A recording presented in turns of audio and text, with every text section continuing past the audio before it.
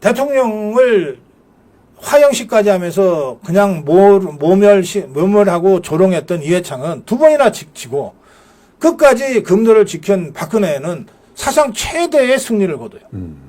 이게 역사가 가르쳐주는 거야. 한동훈 대표는 정치를 잘 모르지 않습니까? 지금 한동훈 대표 측근 그룹들이 그걸 더 부추기고 있는 것 같고. 또 다른 역지사지로 그렇지 않은 케이스도 하나 제가 설명을 드릴게요. 네, 말씀해 보십시오. 이게 이명박 박근혜 케이스예요. 이명박 박근혜. 네. 자, 2007년에 경선에서 박근혜가 정말 억울하게 이명박한테 집니다. 네. 여론조사에서 져버리는 거예요. 네. 보수 본류인데. 예. 박근혜가. 그때 박근혜가 전당대회장에서 그때는 모여서 당원들이 직접 투표하고 막 여론조사 결합해서 하고 그럴 텐데 전당대회장에서 0. 몇 %가 져요. 네. 그 졌다는 소식을 전당대회장에서 듣고 잠깐 고개 숙이고 생각하다가 바로 일어나서 패배 승복을 하거든요. 네. 그게 이제 아름다운 승복 장면입니다. 네. 그런데 그렇게 해서 이명박이가 대통령이 됐어요. 네. 그리고 박근혜는 그냥 당에 이제 대주주로 남아 있었는데 그리고 나서 이명박이가 대통령이 된 2008년 2월 8년이죠. 예. 그리고 2008년 4월에 이제 총선이 치러집니다. 네, 네. 불과 2달 후입니다. 그렇죠. 그때 친박계들이 다들 불안해했죠. 야, 이거 이제 이명박이가 우리한테 공천 주겠냐. 그래서 다들 불안해하고 할 때 박근혜가 당선인 이명박 당선인을 만납니다. 네. 만나서 약속을 받아요. 절대 정치 보복 없다. 네. 그래 놓고서 친박계 학살을 하잖아요. 예, 예. 그때 친박계 학살한 이 책임자가 이재호. 이재호. 예. 네. 이재호하고 당시 사무총장을 저 사람이 했어요. 저 사천 국회의원. 예. 그때 누구였더라? 뭐 그런 사람이 있어요. 예, 이재호. 했는데 예. 그래 그때 이제 박근혜가 한 말이 당도 속고 나도 속았다 이거 아닙니까? 그런데 박근혜는 탈당 안 합니다. 탈당 안 하죠. 그런데 학살당한 사람들은 출마를 못하게 됐으니까 전부 다 나가서 친박연대를 만듭니다. 그래서 다시 살아남은 게 친박연대 서청원이고 그렇죠. 뭐 그렇잖아요. 네. 그 후로 이명박 정권 5년 동안에 박근혜는 단 한 번도 이명박과 웃으면서 만난 적이 없어요. 네. 특히 이명박이 강력하게 추진했던 4대강은 5년 동안 싸웠고 네. 그다음에 저 행복도시 행복도시. 그것과 관련해서도 또 싸우고 네. 또 동남권 신공항 갖고도 또 싸우고 이명박의 그 주요 국책 사업에 대해서 박근혜가 싸우지 않은 게 없어요. 그것도 전면전을 해. 네. 막 박근혜가 직접 성명서 발표하고 네. 친박계가 집단 행동하고 막 그래요. 네, 네.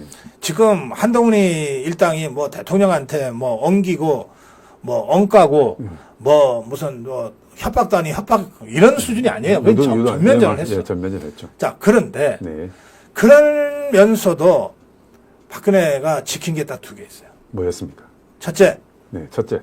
이명박 대통령한테 출당이나 탈당을 요구 안 해요. 둘째, 김윤영 여사와 관련해서는 일체 얘기하지 않습니다. 그렇죠. 절대 그런 거 없었죠. 네, 그 당시에도 야당이 계속해서 김윤영 여사 한식 세계화가 뭔 문제가 있니 어쩌니 그리고 문제 제기할 때입니다. 예, 예. 적어도 박근혜 입에서 그런 얘기는 한마디도 안 나와요. 적어도 박근혜 대통령 그런 면에서는 지킬 건 지켜주는 거예요. 10남자 이상의 그 상남자입니다. 네, 딱 금도를 딱 지켜주니까. 네, 네. 그래 이명박 결국 탈당 안 하고 당시 그 박근혜 대통령의 그 이 당 자유한국당인가 뭐 하여튼 그 당 소속으로 임기를 마쳐요. 그래서 이기는 거예요. 그래서 그러니까 이명박 세력도 아무리 박근혜가 미워도 또 박근혜가 대통령 되면 우리 다 죽었다라고 겁은 나도 뛰쳐나갈 계기가 없잖아요. 주필님, 이게 보면요. 우리 그 시청자, 일반 국민들은 네. 의외로 이렇게 의리를 저버리는 사람 되게 싫어하더라고요. 아주 싫어하죠. 특히 뭐 대한민국 국민은 다 그렇습니다만 네, 네, 네. 특히 영남권 사람들이 네. 그 이른바 그쪽 동네 말로 아싸리한 게 좋아요. 아싸라, 이거 찌질한 거 그리고 정말 뭐 싫어요. 그냥 네. 한 입으로 두 말하는 거 싫어하고 네, 좀 그런 네, 특성이 네. 좀 더 강해요. 네, 네. 그러다 보니까 박근혜가 이명박한테 지켜준 게 있잖아요. 그렇죠. 딱 그 금도는 지켜주잖아요. 그러니까 자유파 진영의 표가 어디 도망갈 이유가 없잖아요. 그래서 최대한 결집되는 거예요. 그래서 과반을 넘깁니다. 그러니까 대통령을 화형식까지 하면서 그냥 모멸하고 조롱했던 이회창은 두 번이나 지고 끝까지 금도를 지킨 박근혜는 사상 최대의 승리를 거둬요. 이게 역사가 가르쳐 주는 거야. 네. 왜 역사에서 배우지 못할까요? 아이, 그럼 머리가 안 좋아서 그렇지 뭐. 아니 그것보다도 한동훈 대표 제가 보니까 한동훈 대표 본인이 압구정동 현대고등학교 출신이고 그리고 보통 이제 그 강남 8학군 출신들의 그 캐릭터가 있어요. 그리고 현재 한동훈 대표의 측근 그룹들이 가지는 성격이 또 그래요. 그걸 무시할 수 없습니다. 네. 여기 저 댓글에 보니까 뭐 박근혜가 행정수도 찬성했자 그러는데 행정수도 제안은 노무현이 했고. 그리고 이명박은 실제로 노무현의 제안처럼 행정수도처럼 하려고 그랬어요. 근데 박근혜가 그건 아니다. 아니 수도는 관습법상 서울인데 무슨 행정수도 이전이냐. 행복도시로 만들자. 그 지금의 행복도시 세종은 박근혜를 통해서 고쳐진 수정된 행복도시입니다. 예, 그런 차이가 있었어요. 그리고 당시에는 그게 굉장히 치열한 논쟁이었어요. 대통령과 이명박과 박근혜 간에. 참 걱정입니다. 제가 이제 뭐 그렇게 한동훈 대표에 찬성하는 사람이 아닌데도 여당의 대표가 저러다가 스스로 쓰러질 게 눈에 보이거든요. 자꾸 실수를 하고.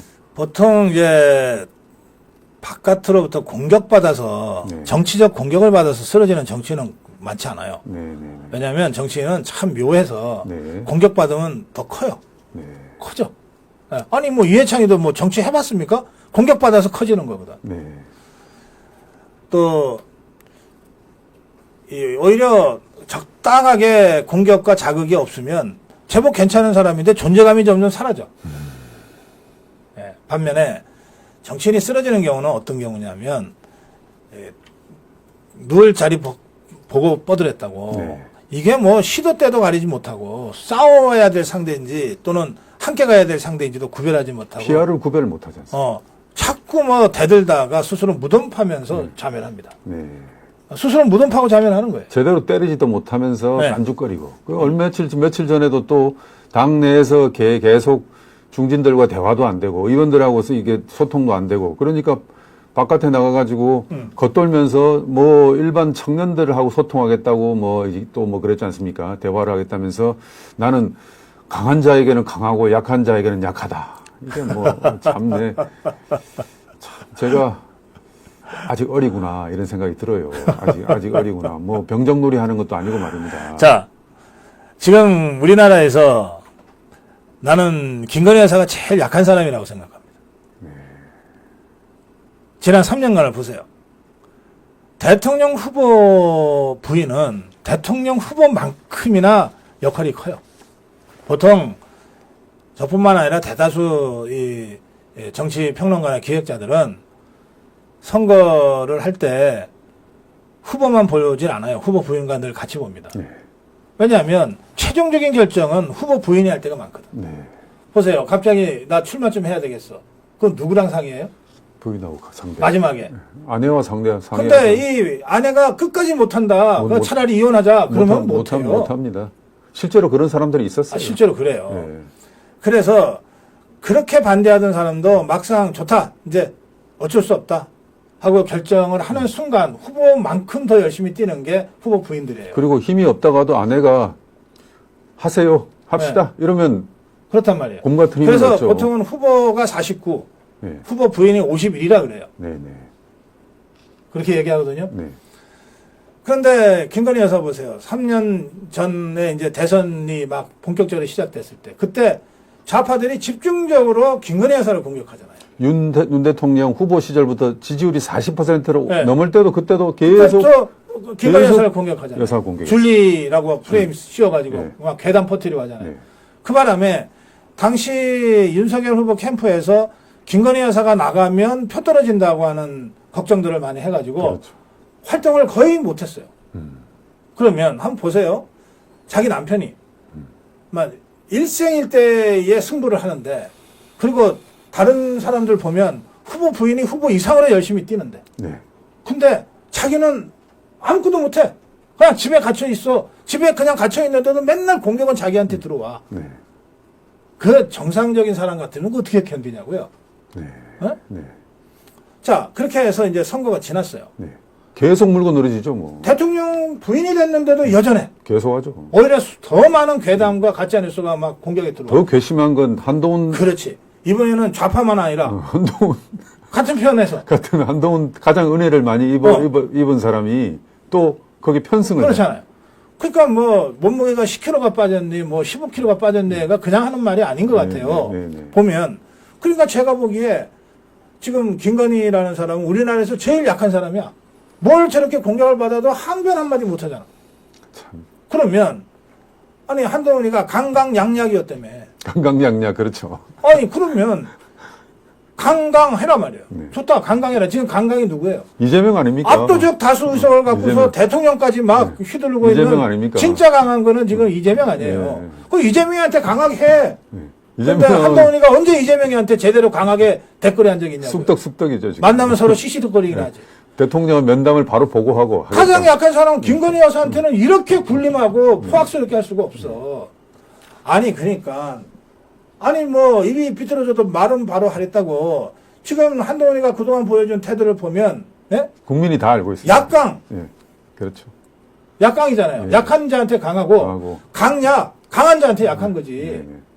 왜 말을 거꾸로 해?